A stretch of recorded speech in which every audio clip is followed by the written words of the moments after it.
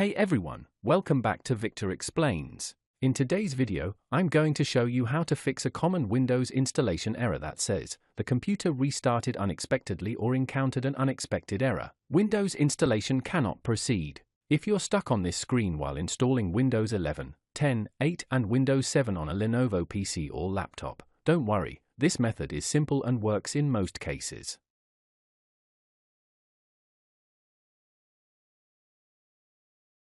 Let's get started. First, depending on your keyboard layout, press Shift and F10 together. On some laptops, you may need to press Shift plus Fn plus F10. This will open the command prompt window. Now, in the command prompt, type regedit and press Enter. This will open the Windows registry editor. Next, on the left side, carefully navigate to this path, open HKey local machine, then go to System.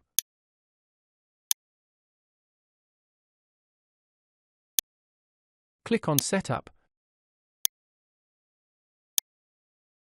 then Status, and finally select Child Completion. Once you're inside the Child Completion folder, move to the right side. Look for a file called setup.exe and double-click on it. In the Value Data field, change the number to 3, then click OK to save the changes. After that, click OK on the error message. Your computer will now restart, and Windows should continue installing normally without any problems. And that's it! If this video helped you, don't forget to like, share, and subscribe to Victor Explains for more easy and effective tech fixes. Thanks for watching, and I'll see you in the next video.